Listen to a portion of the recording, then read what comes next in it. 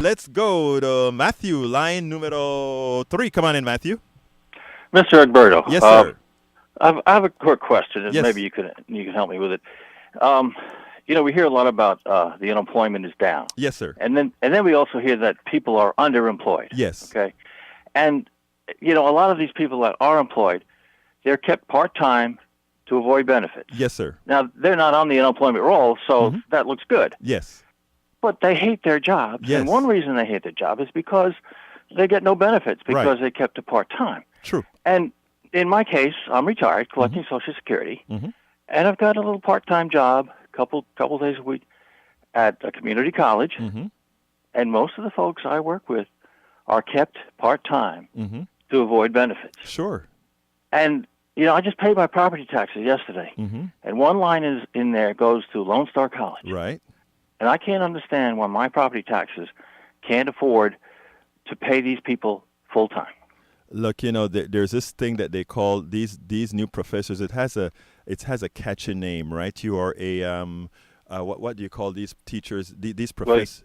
You're an adjunct, but I'm not talking about teachers. I'm Right. talking about staff. And that's Support- fine. I just support wanted, staff. yeah, you're right. And sir, you're absolutely right. The reason I brought up the teachers as well is because you have people that have history degrees and all these things, and they go to work at these community college and they call them, I don't remember what kind of professors they call them. But anyhow, you're correct. Here's the deal.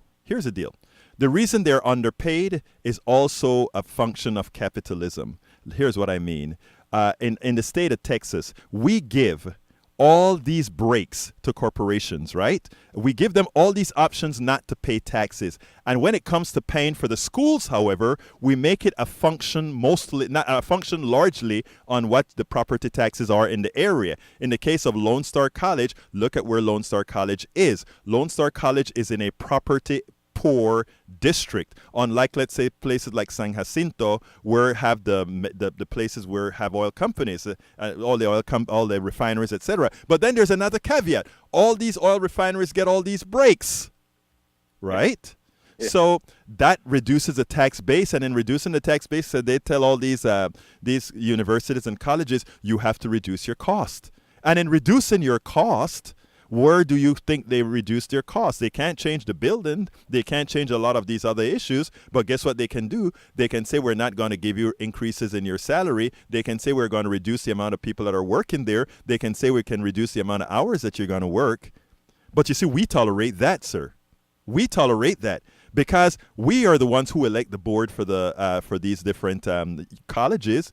We can force, when the election for the board is coming on, we can tell them, this is what we want you to do, and force them to do it. But then again, we get somebody like our current mayor, who we said, hey, mayor, we want you to pay the firemen just like you pay the police officers. And even after a vote, we have a mayor saying, oh, well, if we do that, we're going to have to fire them. And they're trying to get out of it.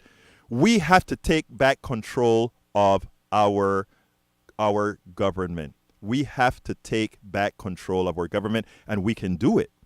But what to do it, we have to show the wherewithal. We have to get rid of the apathy that we have right now. And it's sort of a self-defeating thing. We get apathy because when we suggest to do things, it doesn't get done. So we say, throw our hands up in the air and say, well, might as well don't worry about it because nothing's going to get done. I am here to say that no, we need to stick with the program and we can get it done. So I'm with you, sir.